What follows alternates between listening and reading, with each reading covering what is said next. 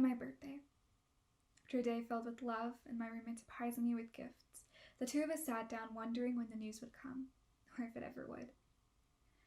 I don't think the situation had hit me yet, or if I was even truly aware of what was going on in the world around me. They're going to close down. I mean, come on, they have to, my roommate said as the two of us were scrolling through our social media, seeing posts and updates of our friends from other universities. They were all goodbye posts, people thanking others for a great first year since their colleges were closed down because of the virus and everything was going online for the rest of the semester. At this point, it seemed like all the colleges in California were canceling the semester, all but ours. My roommate received a notification at around 10:30 p.m. "Classes are canceled," she exclaimed excitedly.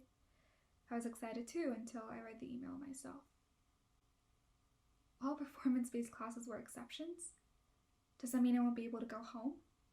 All these thoughts were racing through my head. My roommate was already making phone calls back to her family in the Bay Area. I heard multiple phrases of leaving and going home as soon as possible. I was worried. I didn't know too many people in the dorms that had classes similar to mine, and I didn't want to stay alone. We still had classes the next day, so I decided to calm myself down and figure out what I was going to do tomorrow. After classes the next day, I found out that, for the most part, my performing classes wanted to go online, but things weren't confirmed. "I'm leaving tomorrow morning," my roommate said. She was already packing, stuffing her clothes in her backpack. It wasn't just her. My other friends were leaving tomorrow morning as well, which just left me alone. I maybe had a few friends that weren't leaving, but it didn't sit well with me having to be in a room all by myself for who knows how long. The next morning, when my roommate and I went to get breakfast, campus was already a lot more empty and quieter than usual.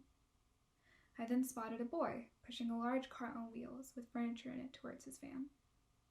He was moving out. It seemed like everyone was moving out. Everyone but me. The week went by surprisingly quickly. I spent most of my meeting with a few friends who didn't have plans on leaving. Then came Monday. It was a rainy and cloudy day. My parents kept texting me, asking on updates and when I could possibly come home or if I was even going to come home. And I said I didn't know. My friend and I decided to go to the health center across campus. Usually on a Monday, when walking past the quad in the middle of the day, it would be crowded and full of people, students scattering and talking. But it wasn't like that. It was silent, not a single person in sight. The only noise I could hear was the rain hitting the concrete. Was this how I was going to have to live around if I stayed here? I was beyond confused and scared.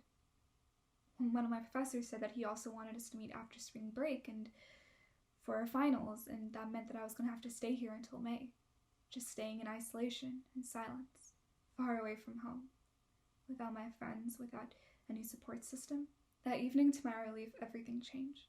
An email was sent out that all classes, including performance-based ones, were going to go online. I immediately packed my things.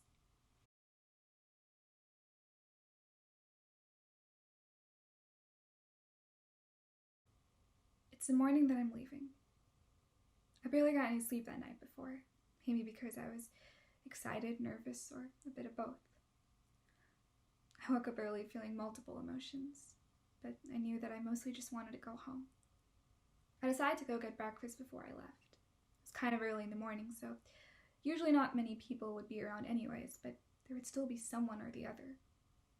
I didn't see a single soul on my way to the dining hall, and the sunny weather seemed to be ironic because the campus seemed dull and lifeless.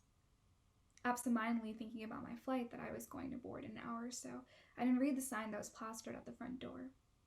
I got inside, and that's when I caught notice of a little poster. "Yep, everything is to go from now on. You can't sit here and dine in anymore," the girl at the front said, taking notice of my confused expression. I think at that moment it really did hit me that this whole situation was going to get much worse than better in the coming weeks. The little hope I had inside of me that I'd be returning back to college in a month to finish my first year had completely vanished once I saw the plastic to-go cups and their lids and the paper bowls and plates where dishes once used to be. The workers watched me, their only customer, leave with a to-go bowl of cereal and a cup of orange juice. After finishing my breakfast, I called an Uber and stood in my room for a bit, the morning sun streaming out my window. I was going to miss the view of the snow-capped mountains and the horse stables that I had from my room. I felt a pang of uncertainty and sadness.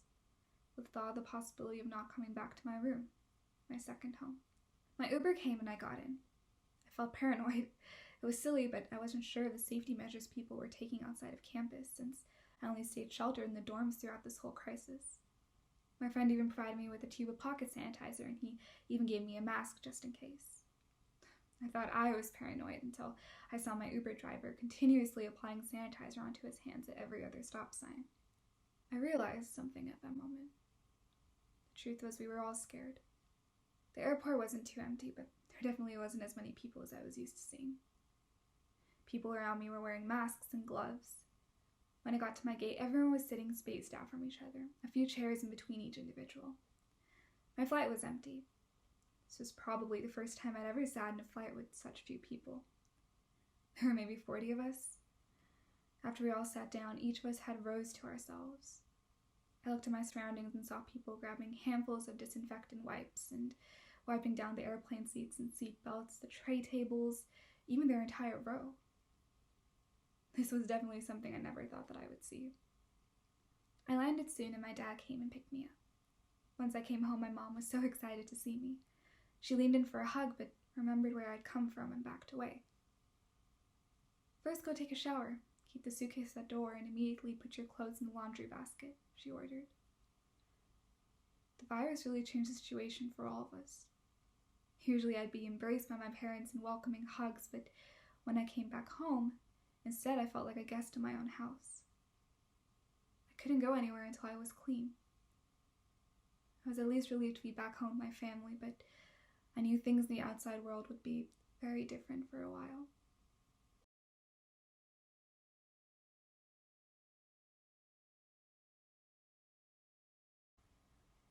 It's been a few weeks since I've come back home now, and it is, well, different.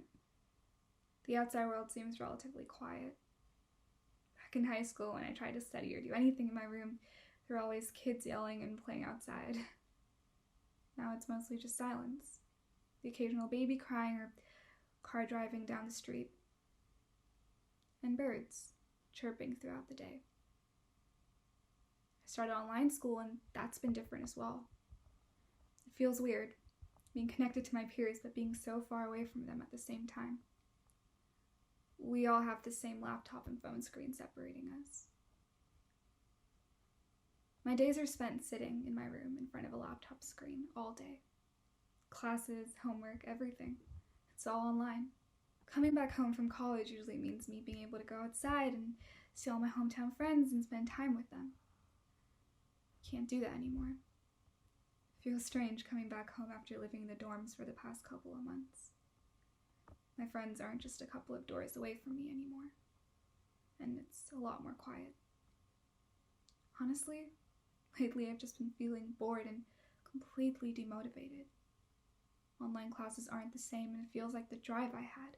Being present in class and being actively involved in the things I love is missing. Being back home has made me a lot more in my head and in my thoughts. Everything has also changed drastically. The news is constantly talking about the pandemic and it is all I hear about 24/7. I haven't seen my friends or anyone really in a month. Sometimes everything feels like it's too much. And sometimes everything feels like it's nothing at all. There are so many changes, a crisis going on in the world around me, and I'm sheltered away from in my own home. It still feels unreal. I've adopted a routine at home. I do the same things every day. Wake up, do online school and homework, run or take a walk, go on my laptop, and go to bed.